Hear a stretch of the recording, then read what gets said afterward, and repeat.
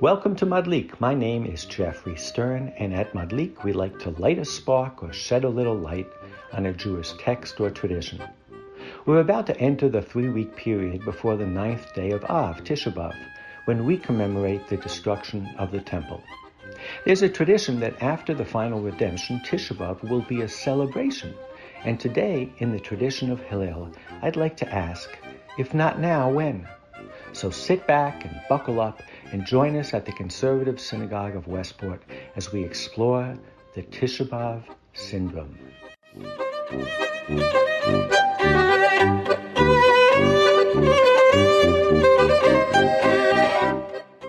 Quick question. Why were the temples destroyed? Pick a temple. First, second. Why was it destroyed? Anybody? Wickedness of the Sinat chinam, which means baseless hatred. You said the same thing? Yes. Any other reasons? I mean, when we read Lamentations, Eicha, it's talking about the first temple. Sinat chinam comes from a story of Kamsa Bar Kamsa, and that is the second temple. But when you read Jeremiah, think of this question, because he's talking about people not treating the widows properly and not behaving properly. So it's an amazing answer that we just gave, because it's clear to me that there's only one reason the temples were destroyed, and that's because we got in the way of the Babylonian Empire and we got in the way of the Roman Empire. Period. That we Jews could say that it was destroyed because of Sinat Chinam or whatever brings to mind the first joke of today. And the first joke comes out of the Finkler Question, and there are a German and a Frenchman and a Jew walking along in the desert, and they're very thirsty after a few days. So the Frenchman says, I'm 30, I must have some French wine. The German pipes up, he says, I'm tired and thirsty, I must have some German beer. The Jew says, am I tired, am I thirsty, I must have diabetes. And why is that funny? Because the chutzpah of it, the absolute gall of it, that we Jews, we turn to ourselves and we say, it must be something I did. And it's an amazing response, and no response could be better than Tisha B'Av. And that's what we're going to analyze today. So to understand the question from a certain perspective is, if you're a polytheist and your army loses to the other guy's army, so Zeus didn't come off today so well against the other guy. If you're a dualist like Zoroastrians in Babylon, there's good forces, there's evil forces, so the good lost to the evil, next day. But if you're a monotheist and you're the chosen people, you have a big problem when you lose a war.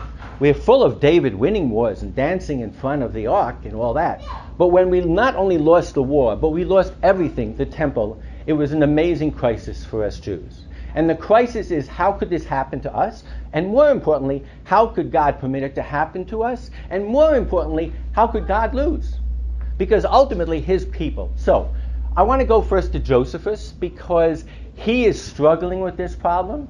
And he gives about 7 reasons why the temple was destroyed. And I believe a lot of them, of course it depends what room you're in, Christians are going to say things differently, but a lot of people, the answers that we gave in the beginning is based on Josephus. So if you look at number 2, Josephus makes a list. He says, first of all, because the Kinayim, the zealots, assassinated the high priest.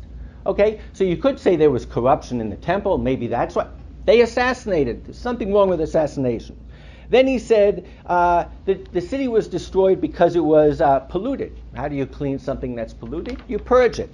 Another reason is they slew Jonathan, the high priest. Seemed to be a lot of high priests that got killed by these zealots. But remember who the zealots were. They were purists. They were doing this in God's name.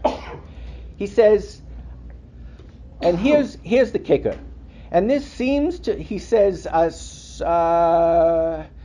we have one more. He says, the slaughter of the gods. Okay, if you go to E, O most wretched city, what misery so great as this didst thou suffer from the Romans, when they came to purify thee from thy eternal pollutions. So in Josephus' minds, true, his bills were paid by the Romans, I get it. But in Josephus' minds, the Romans were the messengers of God, and they were purifying the temple for all of these misdeeds. So instead of saying, what have the Romans done for us, those damn Romans, instead we're saying, thank you, Romans, for cleaning shop so we can start all over again. And of course, F is, if you remember the New Testament, Jesus was in the temple a few years earlier. He was turning over tables of money changers. He was another zealot who was saying it's corrupt here. And he foretold, or at least his scripture foretold, temple's going to be destroyed because these guys are corrupt. So there's a wonderful book that came out, and this is really the subject matter of today's talk, and it's by Ruth Weiss, and it's called Jews in Power.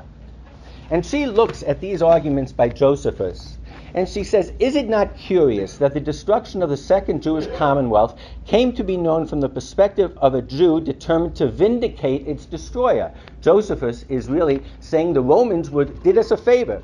Josephus became an esteemed emissary to the Gentiles, the interpreter of the Jews to others, as well as to themselves. Jews not only lost the war against Rome, but they supplied the historian who held them responsible for their downfall. By the middle of the 16th century, Josephus had been translated into every major Western European language. Gentiles and Christians among them, the Jews resided, learned from him that the Jews had deserved their ruin. So we spend a lot of time asking, why is there anti-Semitism in the world? Well, it might very well be we were the ones who gave the theory of anti-Semitism. Why are the Jews destitute? Because they've been rejected by God. Who said that? We did. Okay? Then we get more destitute. So if you're not one of our friends, you go, it proves the point. If you're us, maybe you claim, see, God's still involved with us. He's keeping the covenant, so forth and so on. It's a vicious cycle. Israel Yuval, a guy that we've quoted a few times, even goes so far to say that since in the New Testament it talks about the temple being destroyed because the Jews had rejected God, from the 4th century on and through the Middle Ages, these verses from the New Testament predicting the destruction of the temple and of the Jerusalem were included in the pericope, the weekly reading from the Gospel, read at Mass on the 11th Sunday after Pentecost, that is, during the week of Tisha B'Av, thereby clearly paralleling the Jewish day of mourning for the destruction of the temple. So not only did we provide the non-Jews or the people that were making us suffer with the ammunition, they did it consciously, and they actually read this stuff on Tisha B'Av. They commemorated Tisha B'Av along with us. So how did we Jews and how did modern days address all of this? So first we're going to talk about on 5 the anti-Zionists.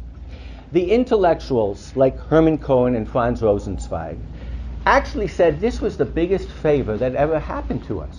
Because we Jews were robbed of our country, we were robbed of a national independence, we could become post-national. We could become universalists. We could be Lamala min hazman u lamala min hateva, above the laws of time, above the laws of place. And that is the nature, that is the gift that we Jews gave to this world. Other people call us parasites, but again, on this same argument, they said this moment, and of course they went back in time, and they said, after all, Abraham was a foreigner in Israel. If you look at the spectrum of Jewish history, we've been out of the land more than we've been in the land. And they wax poetic about the essence of what a Jew is. Now, when Franz Rosenzweig was talking to his friend Gershon Sholem, who was making Aliyah to Israel, and when he wrote the Star of Redemption, which was his main book, he went even further. And he goes, why would we want to go back in time? Why would we want to have an economy? Why would we want to have an army? Why would we want to have borders to defend? You know the famous quote from Ben Gurion, we'll know we have a nation when we have Jewish thieves and Jewish prostitutes. Why would we do that? We don't need thieves and prostitutes. We have become the intelligentsia of the world. So these people actually fought Zionism precisely for this point. And in a sense, It was all because of the Jewish existence that was created by having those Romans purge us of our nationhood. We're moving on to 6. So now we're all aware of these Hasidim who don't believe in the foundation of the state of Israel. Where does that all come from? So on the most basic level, if you read the most obvious psalm that talks about, if I forget you, O Jerusalem, let my right hand wither, let my tongue stick to my palate, if I cease of you, to keep Jerusalem in my memory, even at my happiest hour. What's missing from this? It's remembering the story. They might even say, B'shana haba b'Yerushalayim, but is anybody getting up from the table and go, follow me, let's do it? It's totally pacifist. And if you look what Ruth Weiss writes about it. Yet for all its rhetorical severity, Psalm 137 does not exhort Jews to take up arms on their own behalf, assuming full moral responsibility for the violence that war requires. It calls on the Lord to avenge the Jews' defeat and on other nations to repay Babylon in kind. This reflects the historical record. When Saul was reading about the rebuilding of the first temple, it was the Persian king who not only permitted the Jews to do it, but actually funded it. Okay? It was the Persians, not the Jews, who defeated the Babylonians, and King Cyrus who allowed the Jews to return to Jerusalem to rebuild their temple, thereby inspiring Isaiah's reference to him as the Lord's anointed. Cyrus was the Lord's anointed. Some people have referred to Trump also as Cyrus. They make that comparison. Lahavdil. The messenger of God's will. God's hand, not the soldiering of Israel, is credited with the Jews' political recovery. The basis, that is the, I would say, the liturgical or the biblical, in terms of our combined pre-rabbinic source for not going ahead and taking Israel. But the Talmudic source, and I recently checked my son into a nice hipster apartment in Williamsburg, and after I checked him out, I went to a book fair in the Hasidic side of town, and I picked up this wonderful book called Vayol Moshe. It was written by Yoel Tatenbaum, who was the Satmar Rebbe, who made the case, the halachic case, serious work about Jews not taking Israel. And it's based, there are 3 books in here. The first one is called The 3 Oaths. Now the 3 Oaths is a piece of Talmud. I'm reading now right before 7. Rabbi Yossi ben Chanina. What are the 3 Oaths? 1, that Israel should not storm the wall, meaning they should not take the land of Israel forcefully. 2, the Holy One adjured Israel not to rebel against the nations of the world. Lido, don't create any problems. Don't rebel against, Dine de Malchuto Dine, the law of the land.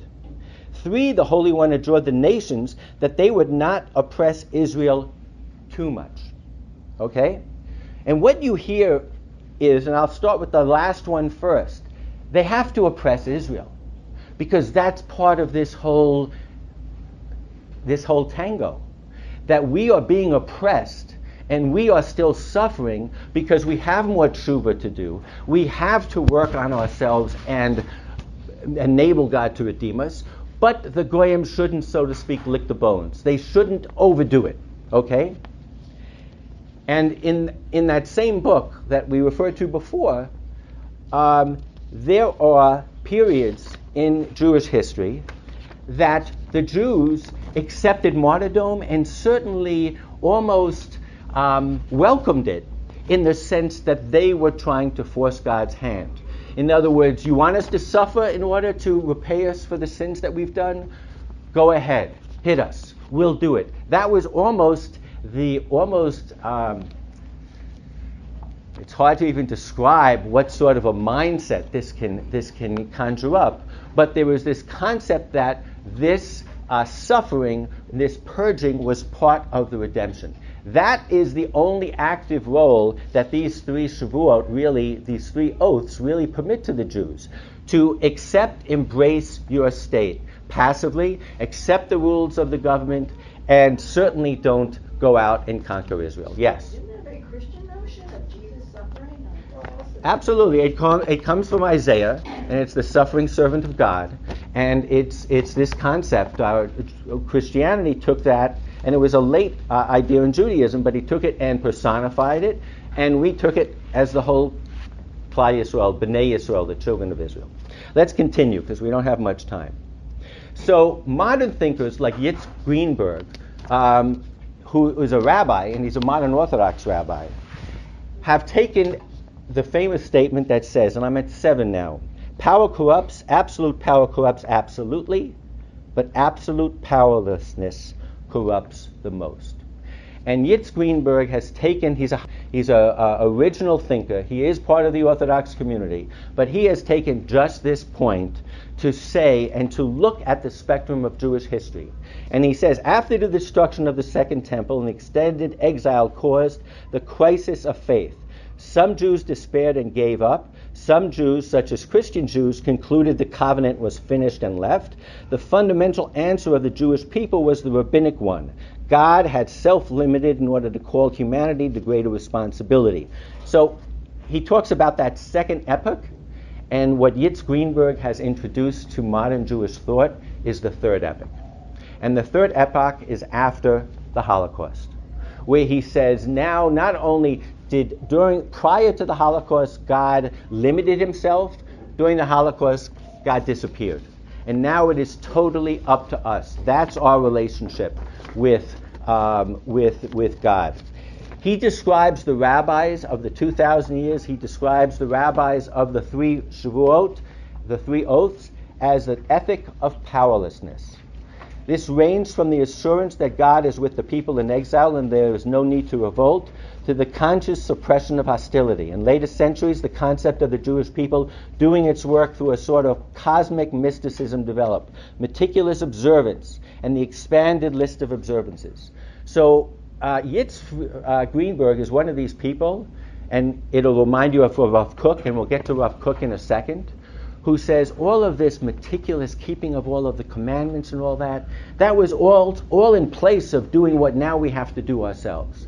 And so if you know the stories of Rav Kook, who would see the chalutzim, these secular workers, out draining the swamps, and he would say, those are the Holy of Holies, those are the priests. This concept that in our generation, now, we have to do what the Franz Rosenzweigs and all of the intellectuals said we should never do. We should embrace protecting ourselves, standing on our own 2 feet, and not anymore saying in terms of what happened under Rome and Babylon was a gift to us. It was a curse. We're going to call it what it is. The temple was destroyed because the Romans had an empire to build. And we have to stop looking inside of ourselves for the solution, and we have to start looking forward into our actions. So how does a Rav Kook celebrate Tisha B'Av? Celebrate is the wrong word, obviously. But in that list that Sal gave you, one of the things that happened on Tisha B'Av, and guess what? It was the first thing that happened on Tisha B'Av. According to tradition, the messengers, the 12 messengers went into the promised land, and 10 of them came back and said, we're scared. There were giants there. We can't take it. So when he talks about sinat chinam, so Rav Kook changes sinat chinam, which is baseless hatred, to baseless crying, whining. It was the baseless whining of those messengers who didn't, what were they doing? They were being Zionists, and they were saying, we don't want to be Zionists. We're scared. God doesn't want us to attack these giants.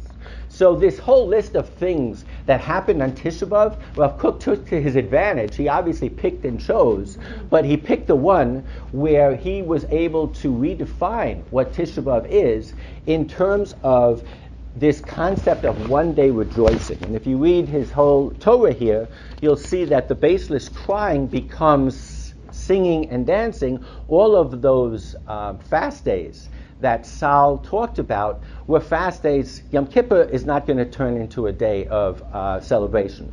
But the 5 fast days that Zechariah mentions all have to do with the destruction of the temple and losing our sovereignty. The fast of Gedaliah, Shiva Asar B'Tammuz, the 10th of Tevet, all of them. So what did the early Zionists do? We know that there was an early Zionist named Beryl Katzelson who saw the Chalutzim, and I'm now on page 5.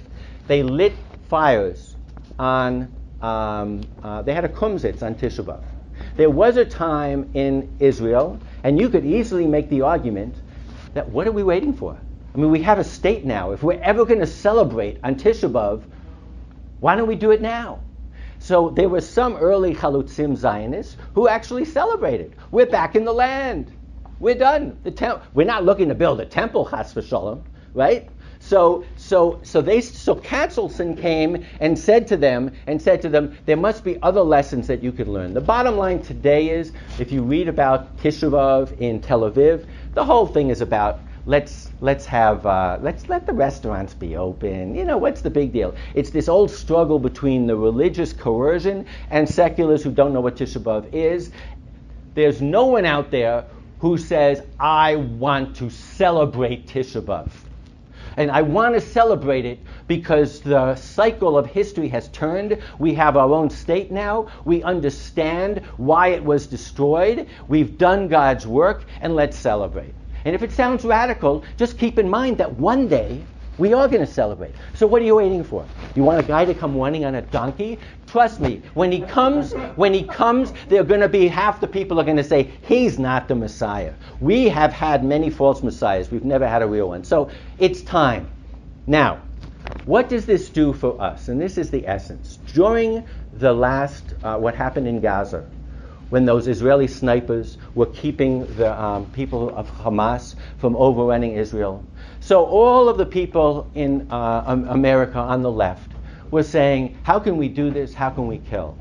There was an unbelievable Facebook post by a woman Reform rabbi in Israel who is one of the leaders in egalitarian services at the wall, who is one of the leaders in getting homes for every African refugee. Her credentials of being on the left are impeccable.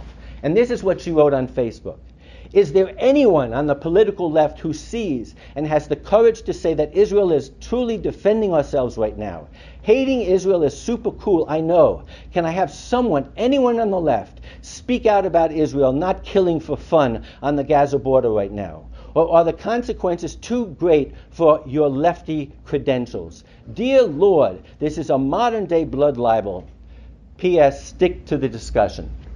And I should say she has a son in the IDF. So it's the divide between the left in Israel and the left outside of Israel couldn't be clearer. And I suggest to you today that the left in Israel understands the responsibility of power.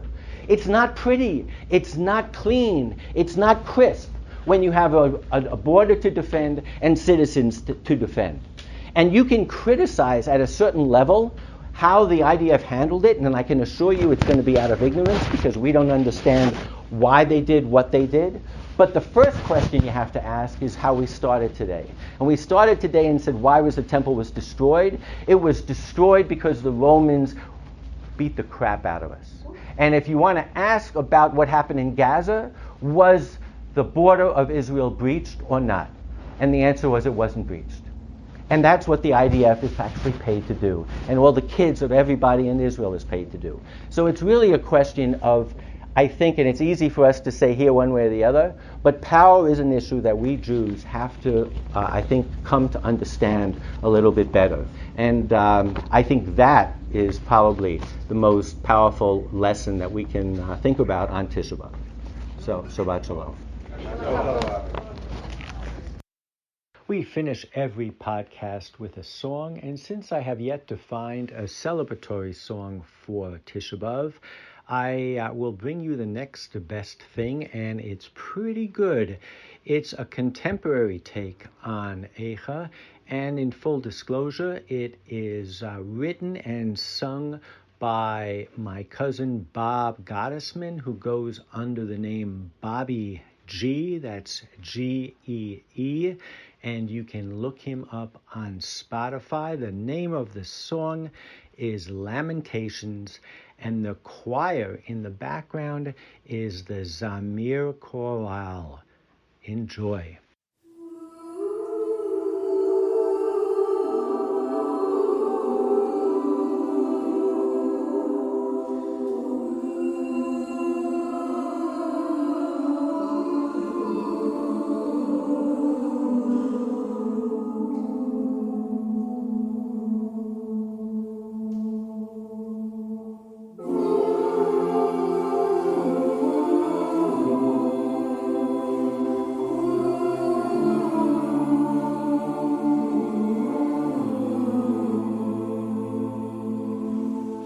What you gonna do? You're a worn-out shoe, hunched over with a cane, got a nurse's aid. Now look at you. What you gonna do? Your home's a wreck after years of neglect. Your locks are broken. Hey, what have you been smoking all this time? You were feeling fine. The days of all the splendor, the fun and adventure are gone. Could you see it end this way? Your children won't get anything at all.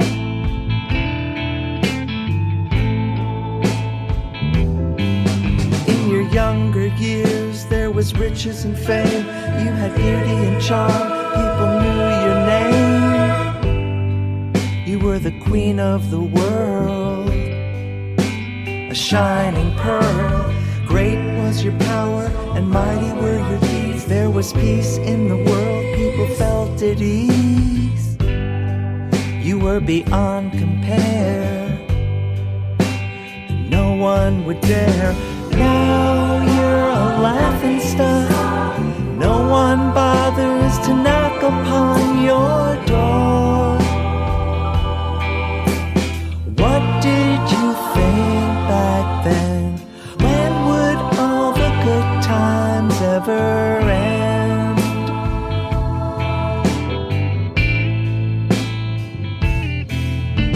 Sorrow and pain, lamentations,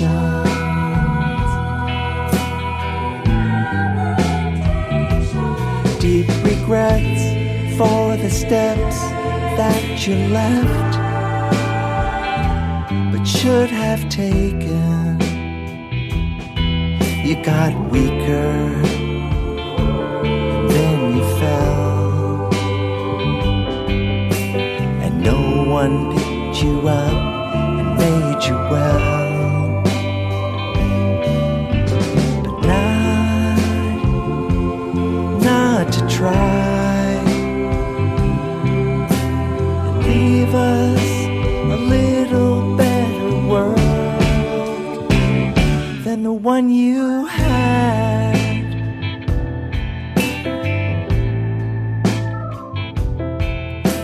Now even the children are running in the streets, hunting for food. There ain't nothing home to eat, 'cause the good stuff's been pawned and the money gone. You used to have power, you used to have much.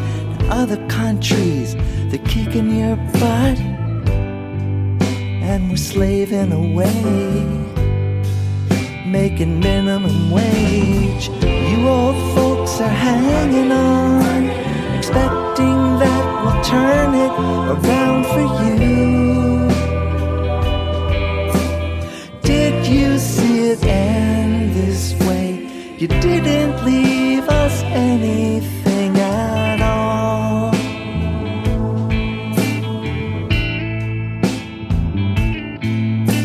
Sorrow and pain, lamentations,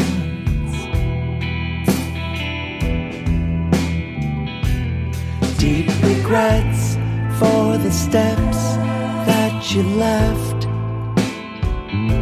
but should have taken.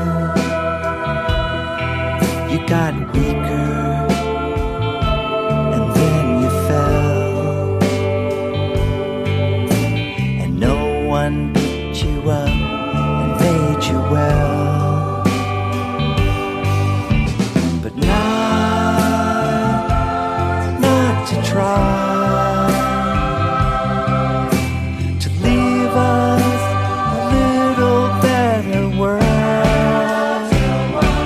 one you have.